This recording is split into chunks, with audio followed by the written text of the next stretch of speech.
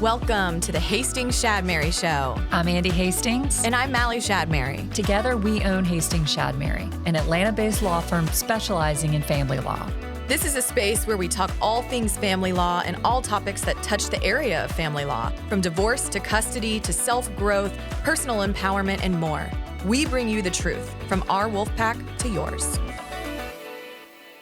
Hello, and welcome to the Hastings Shadmary Show. I'm Andee Hastings, and joining me today again is Dr. Kyrstin Lokkesmoe with Clear Life Counseling. Thank you, Dr. Kyrstin, for joining us and coming back to talk to us about a very healthy topic, which we're going to get into in just a minute. But before we do, I have a question for you. Hit me. Are you feeling like a warrior or a diplomat today? A warrior. No hesitation. I've been thinking about this. I knew you were going to ask me that. Tell me. Yeah, I just feel feisty. I feel like I'm getting more grounded into myself today. I feel like, and I know that there are lots of people worth fighting for, and I'm ready for it. I'm here for it. That's so funny because I feel the exact same way. I'm definitely feeling like a warrior. I've got some folks right now who are really getting just emotional beatdowns by their partners, spouses, and I cannot stand by and watch that happen. And I think you're the same way. So, and speaking of that, we're on the topic of narcissism. Yay! Which, for all of you who may not know, this is part 3 of a narcissism series, talking about toxic narcissism. And one of the things that we want to talk about today is how toxic narcissists show up throughout divorce proceedings, whether or not it's in depositions, hearings, trial, that sort of thing, how they show up, how we deal with it, the kind of support that you need in order to get through it as, I hate to say smoothly as possible, but as smoothly as possible. Yeah, it's going to be rough, but as smoothly as possible is fair. Right, Yeah. exactly. So that's what we're going to pick back up on today. How does that sound? I love it. She's an expert. And so so some of the things that I see in cases, and we employ different tactics to expose this and deal with it, is I see very manipulative behavior by narcissists. I mean, I find that they're generally manipulative, but inside of cases, they get very manipulative with witnesses. They try to get manipulative with the court, with their lawyers. They try to find ways to manipulate me as my client's lawyer because they're used to isolating their people. And so is that sort of manipulation and deception, is that sort of part of the whole narcissism sort of toolkit, how they operate in life? For sure, because whenever you have questions about a narcissist, kind of my guideline is to go back to what is important to them: power and control. Right. And what they are losing in a divorce is power over the spouse and control. Right? So they're going to use whatever they have. They use all their resources. They're very clever, and they're going to continue that throughout a court case. So they will try to manipulate a judge. They will get the attorneys involved. They will manipulate you through kids. They will manipulate your children. The thing to remember is that they don't have specific rules of engagement, right? Like most people would say, I have a limit. I am not doing that. Right. They don't necessarily have the same limits. Right. If they have limits at all. Right. And the only limits they would ever have would be self-serving, right? Because it would be power and control over how other people are going to perceive me.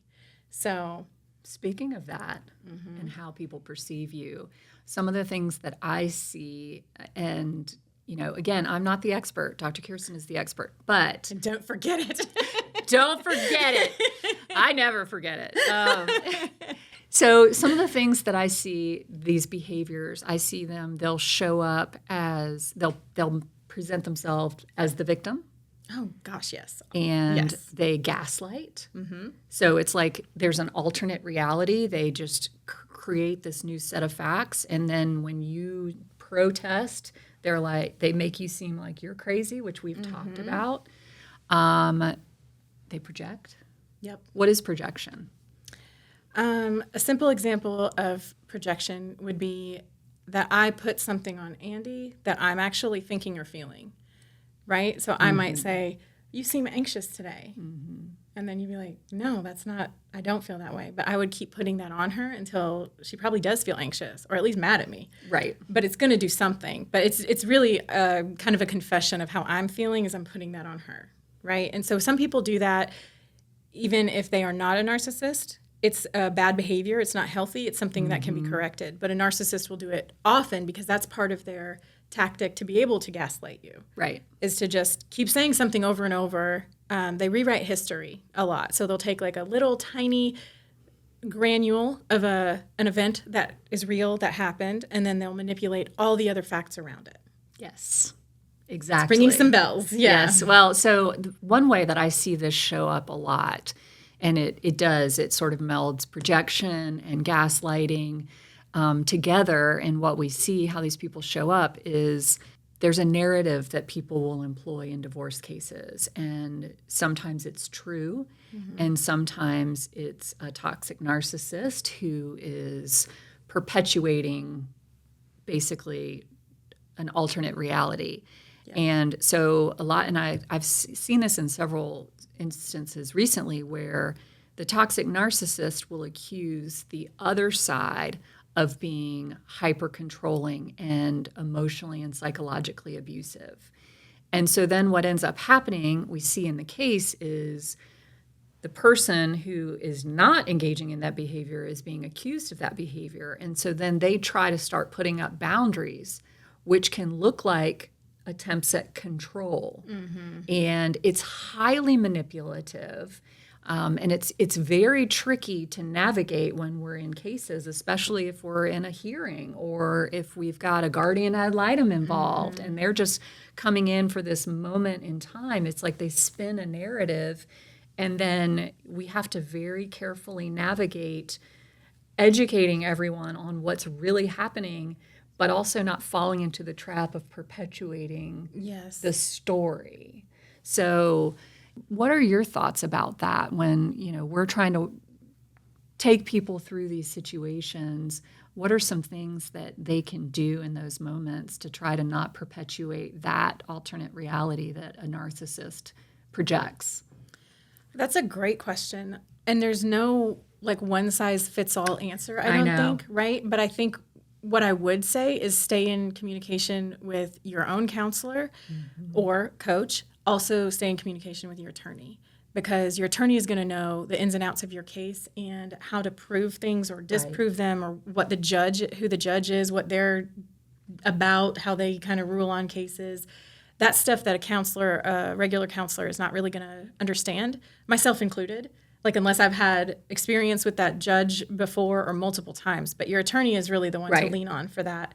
So I think working in concert with different experts is going to be the best way to handle and navigate that. That's also true because you can get lost in trying to defend yourself, right? And that's normal. I just want to make sure that's clear. It's super normal, because when someone's trying to attack you and call you out, the rational thing to do is either defend yourself or to just try to disprove it or shut down. And that's what a lot of people do, is they'll either start shutting down, or they'll go way over the top to try to prove no, that's not me. That's not who I am. Yes. That also can include backtracking, backing up from all of the boundaries they just tried to set. That can also include dropping the divorce altogether. And that's not necessarily the healthiest thing for anybody. Yes. And we've definitely experienced that alongside of clients before. And, everybody's on their own emotional and actual timeline. And so, for us as the support, you, me, the people that provide support for folks, we're just here to, help you navigate the situation. One thing that I find is that narcissists, because they're so busy creating this alternate reality, their relationship with the truth is Frayed at best. That's a beautiful way to say it. And they'll engage in behaviors like if you ask direct questions, they struggle with that because, first of all, usually people don't try to pin them down. Mm-hmm. And secondly, they're usually engaging in behaviors to obscure the truth. That's a lot of work that they're engaging in. And so you really need to have a particular plan on how to deal with it, especially inside a divorce case. Yes. I think that having a plan, having clarity is of utmost importance because this divorce is already messy in emotional ways, in psychological ways, even if you're trying to do things cordially and respectfully with each other. But when you have this additional issue you're working on, it's really multiplied by 1,000,000 at least, right? Mm-hmm. It's like exponentially more difficult and more emotional. And when we are emotional, I don't know if I've mentioned this before or not, but I'll say it again. When we're emotional, we are usually not thinking clearly. It's just two different parts of our brain that get lit up, so to speak. Like if you were doing a CT scan or something like that, you'd see visually that things are different. When you are in an emotional state of mind, you're not able to access logic and reasoning in the same ways as if you are not activated emotionally. So it's incredibly important to have a plan, to sit down and get things clear as clear as they could possibly be in divorcing a narcissist kind of situation, and then stick to your plan unless major things need to change. But otherwise, you're going to get pushback. Like, expect that. Right. That's going to happen, and that's okay. Your job is to stick with it, to keep talking to your support and like, hey, because you're going to question. You're going to be like, hey, am I doing the right thing? Right. Is this okay? They're acting crazy right now. Yeah, they're gonna get crazier and crazier. That's how they try to manipulate and control people. So they're going to keep trying to push and prod and manipulate in the most painful ways. They'll find your pain point. They're very good at it. A lot of times we think they're clumsy or, whatever. They're not. Mm-hmm. Like I said before, someone who is like hitting and beating their chest and stuff, that's usually someone who's less sophisticated. Covert narcissists seem to be a lot more sophisticated. They're intelligent. They're leaders in the community.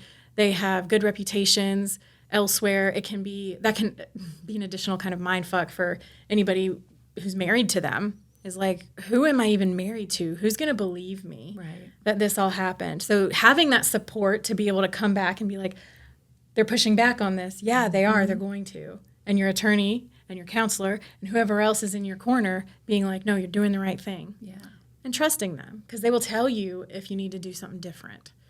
They will tell you. If you have good people in your corner, they will not just sugarcoat and be like, no, whatever you do is fine. They won't do that. You need people who are strong and understand this, right? And to be able to keep backing you up. Because they're the narc, if I can, they're going to kind of push you that way, and you need support here. Exactly. Because you have to do it. I can't do it for you. Andee can't do it, but we can come beside you and be like, hey, no, keep going. We got you. Yeah. So you feel the support, but you're the one who has to move your feet. Well, I think that's absolutely true. I experience that all the time with our sweet clients in these cases. And I tell them it's a lot of work dealing with a covert narcissist in a case, in a divorce case, in a hearing, a trial, a deposition, which sometimes we take depositions to expose them. Mm-hmm. And the way that we deal with it in the legal field, there are two main things. One is to be very specific with the questions we ask, whether or not it's in a deposition or a hearing. We ask very specific questions that are very difficult to wiggle out of. And it takes a particular kind of experience to do that. I'm a former prosecutor, and so it's kind of in my blood to do that. Your whole face just lit up.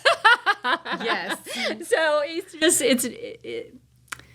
it's just part of what we do. And, there are other lawyers who are better at other things, and that just happens to be one of my things. Yep. And then also documentation. Mm-hmm. And this is where I often can empower clients, and I know that you support them in this empowerment because we need documentation, because they're constantly changing the truth. They're moving the goalpost of whatever the truth is. The reality is changing to whatever they try to make it.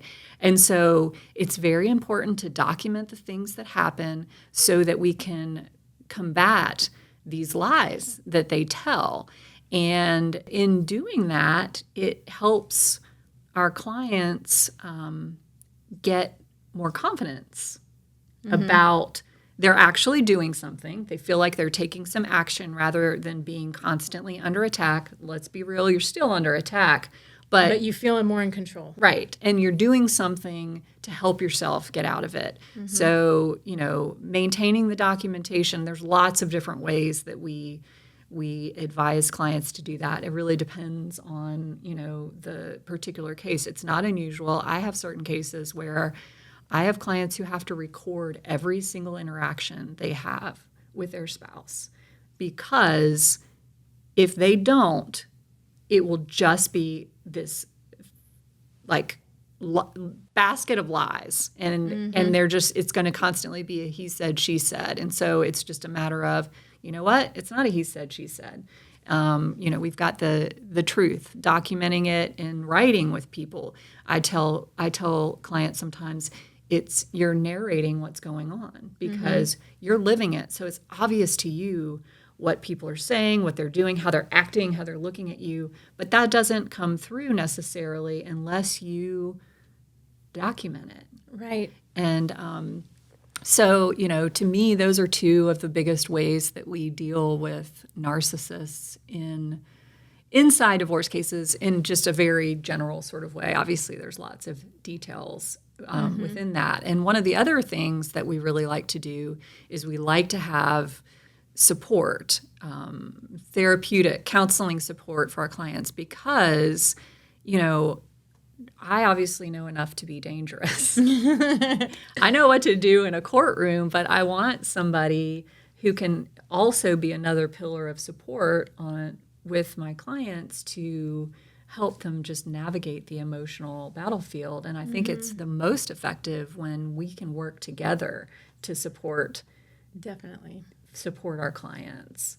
Yeah, I would agree. I think it's also so important because it's a wiser use of your time and money to talk to a counselor, me or anybody else. Like, it's really much wiser if you're thinking about your children and yourself and how you're spending funds.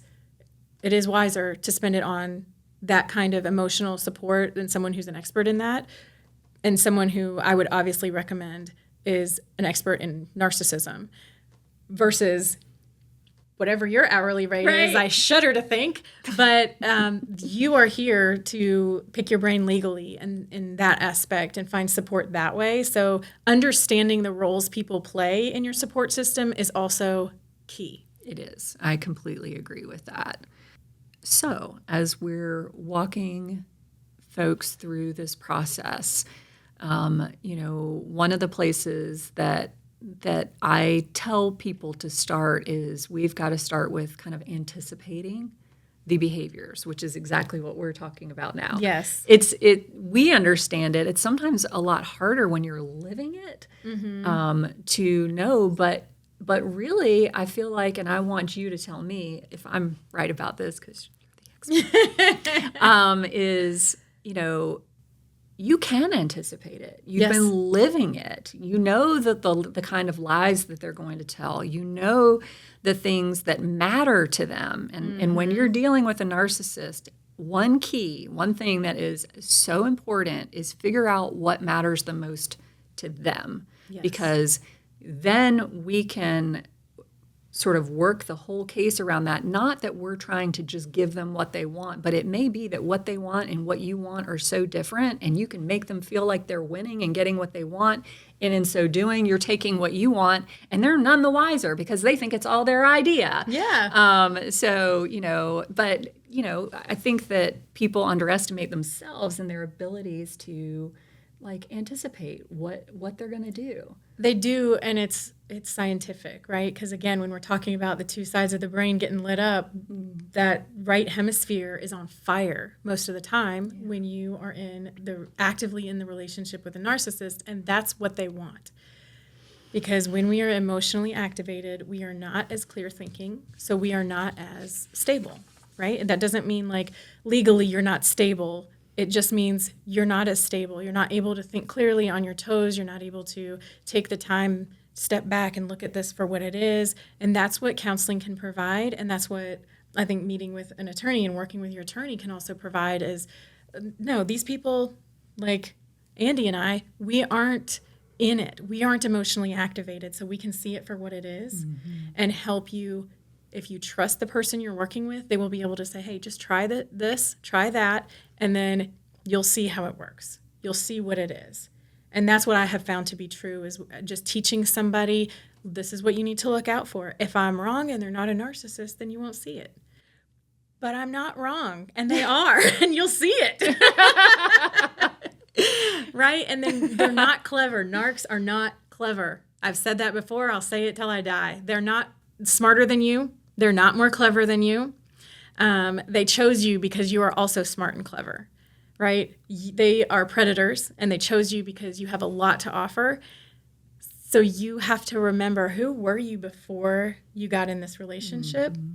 And a lot of times, pretty much every single time I hear, I was so lively, I was so funny, I was so wonderful, I was smart, I had things going for me, and now I feel like a shell of myself. That's what they wanted. They got you exactly where they wanted you, and if they didn't systematically tear you down, you wouldn't be in this position. So once you find yourself there, it's okay. Recognize it for what it is, and then we'll help you find the patterns. And again, they're not creative. The pattern is to tear you down. The pattern is to manipulate you, to use your children, to use your career, to use money. Especially men love to use money to manipulate, and they'll cut you out at the knees, like trying to make sure that you can't access the money, threatening you, that they're going to take everything. You're going to be homeless if you leave me. All those kinds of things are like, yep, here we go again. But I know that's not the same for you as someone going through it. For you, it is terrifying because you don't see it from a zoomed out lens yet. You see it like this, and Andee and I can see it like this. We're like, oh no, he's just popping off at the mouth. Like this is not right. This is not really reality. So one of the things that I get asked a lot, and I'm pretty sure you probably do too, is there some point where people are going to see who I'm dealing with? They're going to see what I've been going through. Will they show themselves to the court, or is there a way that we can show the judge or their lawyer, what they're really dealing with? Do you get that question, first of all? I get that fear. I'll put it into a question for someone, but I get that fear a lot and that worry of who will ever know, right? Who will believe me? My best advice as a therapist on that is to make sure that people understand that exposing a narcissist cannot be the goal. If you must, you must, right? And that would be the legal strategy. As far as if you're going to trial, you need to do what you need to do. And I would fully support that. But otherwise, that hope has to be mitigated. And that's what we work on together, is like just understanding what you're playing with, the game that you're playing. Again, they don't have rules.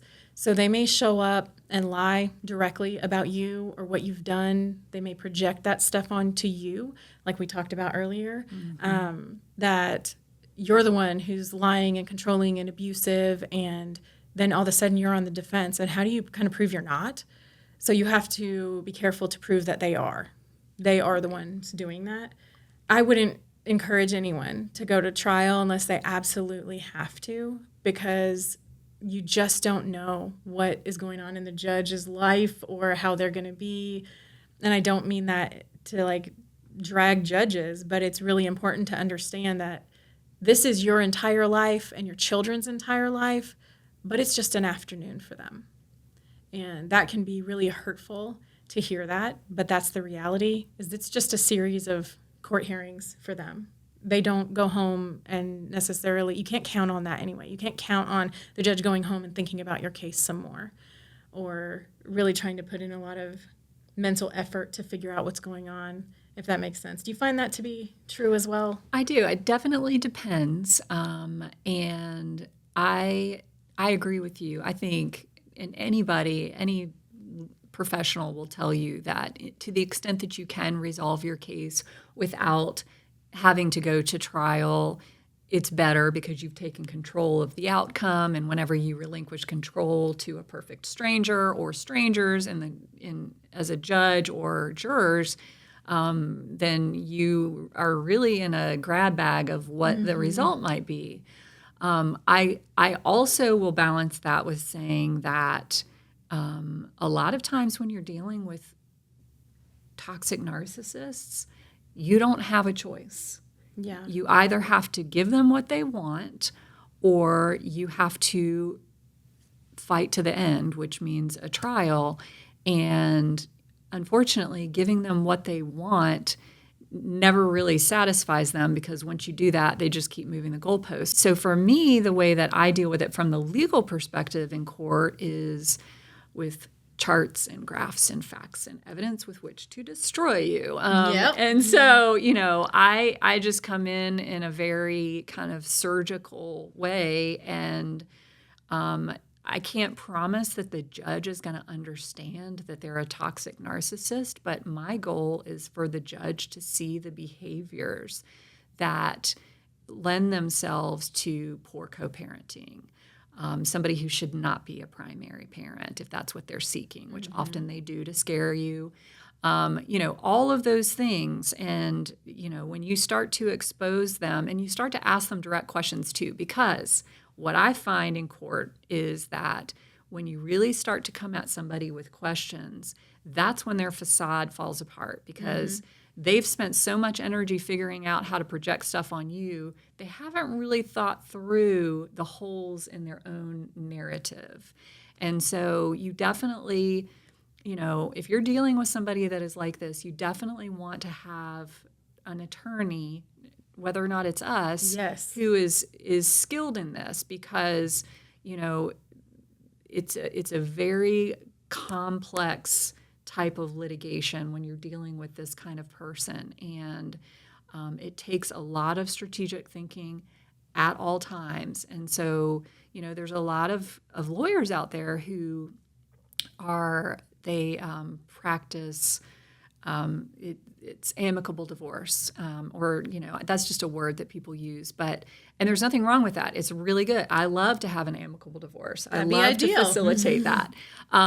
But when you don't have one, and you can't because the person you're dealing with will not be that way, you've got to have people around you, support that understand it and can navigate it as effectively as possible. And, I think that that's also another really important thing that you bring up, because sometimes narcissists use the court system to continue to manipulate you and to harm you and to drain your finances. So having someone like you with that stuff ready to go, like on top of stuff, paying attention, noticing patterns and themes and changes in behavior and things is super important because they can continuously file motions that are just nonsense. Then they'll drop it sometimes right before another hearing. So now you've just paid your attorney $1 gazillion and for nothing because it went nowhere. But that's what they wanted. They wanted to drain your finances. They want to make sure that they still have you under their thumb. And when you have someone like Andee in your corner, she's going to be able to see that, and she's going to be able to start bringing that up in this legal process and utilize that, right? We're using our resources. We're not trying to cause harm, but we are certainly not trying to be harmed.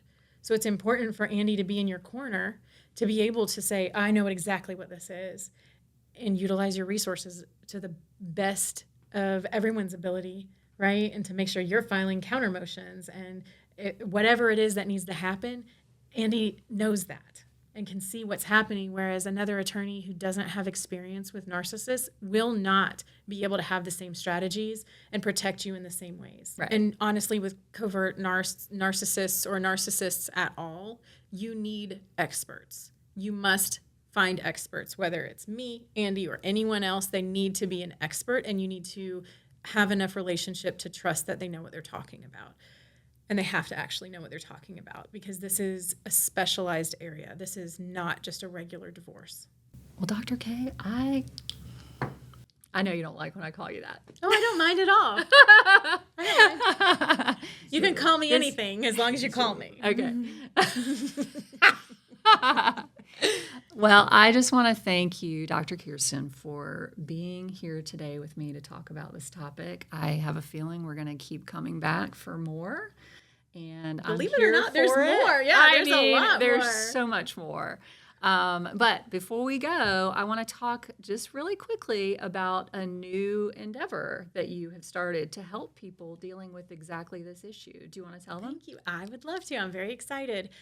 So in doing these kinds of podcasts and talking with my clients and things like that, it has come to my attention and awareness that there is more that I could do in a better timeline, right? So what I'm doing is I have a working title for a group that I'm going to start doing on Facebook, and it's right behind the camera. So the Freedom Formula, How to Divorce a Covert Narcissist and Rebuild Your Life. That's going to be a Facebook group I'm offering because I'm stepping into a role as a life coach in that way instead of a counselor. So that's a very important distinction to have, and I want to offer that. So if you're interested, you can join up on that. Just answer the questions to join the group. And then on Instagram, you can follow me at Dr._Kyrstin_coaching. And Kyrstin is Kyrstin. I'm super excited for this because I think that it's going to be, like I said, you're going to be able to learn a lot more. You're going to be able to have support, and you're going to be able to get this stuff done faster than if you were just once a week in counseling with somebody. Right. And you also get the benefit of having support from other people going through the same stuff. I think it's amazing. I cannot wait for this endeavor. Thank you. Support it 100%. But thank you for coming today. I think we're going to come back and do a whole episode on that. I love it. But thank you all for joining us today. If you can find us on Facebook, TikTok, Instagram, YouTube. Like and share if you would. Thank you, Dr. Kyrstin Lokkesmoe, Clear Life Counseling, for joining us. And we have an email address. It's podcast@hsfamilylaw.com. If there is a topic that you would like to have us discuss, if you have questions that you would like to have answered, feel free to email us at our podcast email address, and we will absolutely do our best to help you through those questions or address the topics that are important to you. And until next time, we'll see you soon. The Hastings Shadmary Show is a production of Hastings Shadmary Family Law and 1066 Productions. It is produced by Kendall Walker and Ned Hastings and edited by Ned Hastings.